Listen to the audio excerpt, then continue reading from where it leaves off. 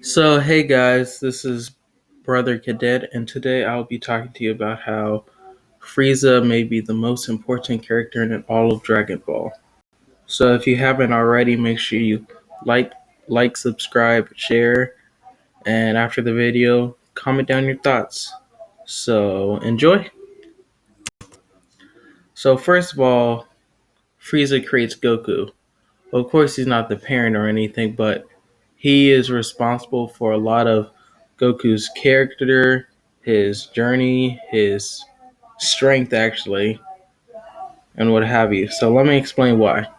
So we know that Frieza, a little back in the day, was the big emperor of the universe. No one could ever stand up to him. So of course he was the owner of many, many planets, and one of them being the Saiyan planet, planet Vegeta.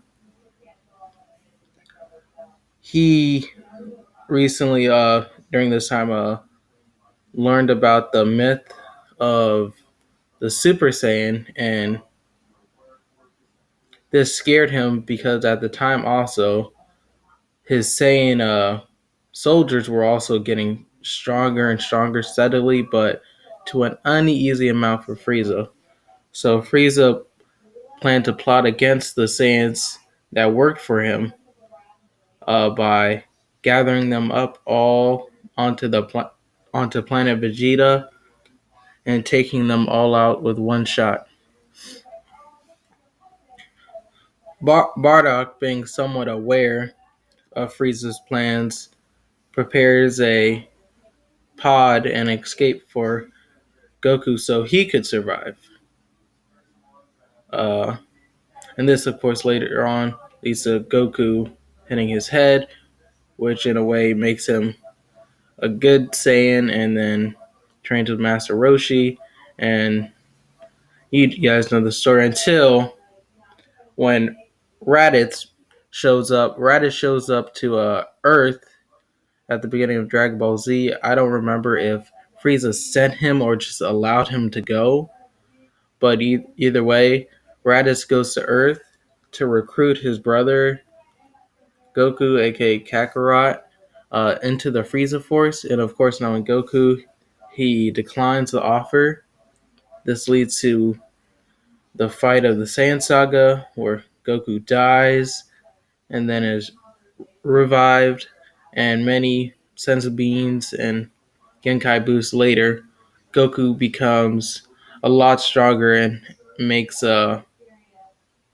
it kind of aware, makes some noise to Frieza that there's another strong Saiyan out there that can even compete with one of his best soldiers, Prince Vegeta.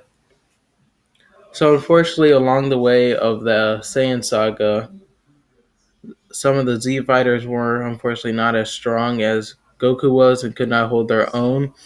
So a lot of them ended up dying, such as Yamcha, Shiatsu, Piccolo, etc. And most importantly, Piccolo, because once Piccolo dies, the Dragon Balls kind of go away. They turn into stone.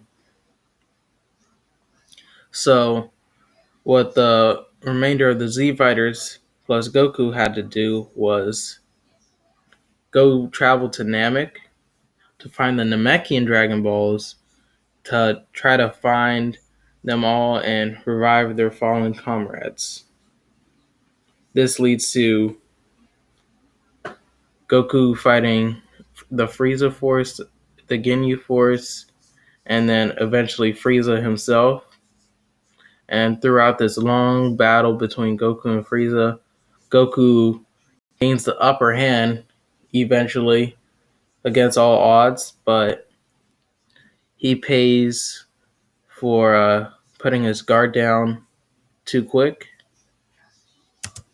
which leads to the second part is that Frieza unlocks the Super Saiyan, the legendary Super Saiyan. So it's funny and ironic how the one guy who tried so hard to do everything possible to make sure the legend never became true is the exact person who makes the legend become true.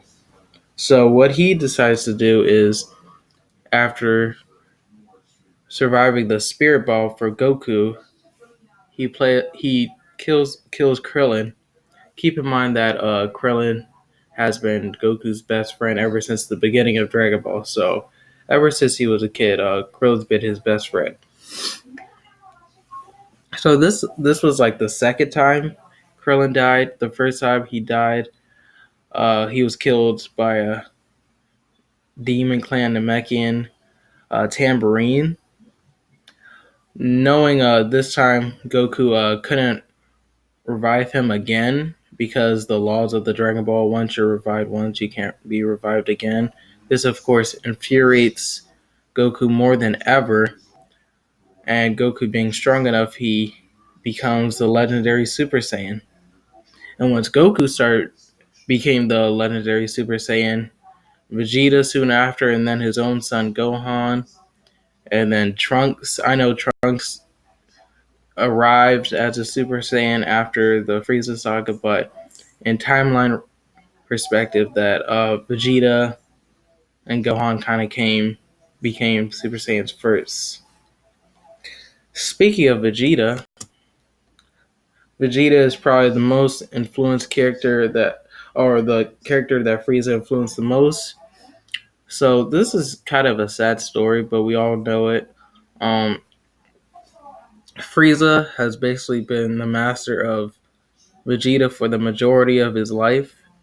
Um, Despite being under Frieza for all of his life, Vegeta was destined for greatness. He was destined to be the king of planet Vegeta. He's now still the prince of Vegeta. After his dad gave up the position, but Frieza, being scared of the legend, destroys the whole planet. So Vegeta's beliefs and dreams are basically destroyed with the planet, leaving Vegeta with a extreme sense of pride, just trying to hold on, I guess, to what his race used to be. Um, Very sad stuff. So Vegeta was probably gonna be cold anyway, just because normally Saiyans are rather cold and not as emotional as like a human. Goku's different because he's been raised by humans and learned compassion and everything. Vegeta has grown up only knowing how to kill and destroy and serve in the name of Frieza.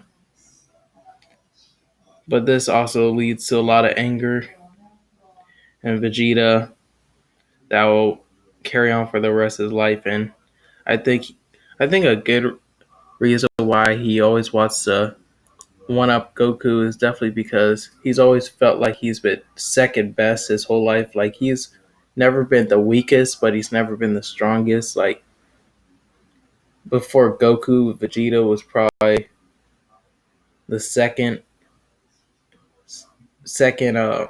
well, I would actually say top 10 strongest being after his Frieza's elite forces, like the Ginyu Force and maybe Dodoria and Zarbon early on. But Vegeta has always definitely been a competitor uh, in power level all his life, just never been able to take the top spot.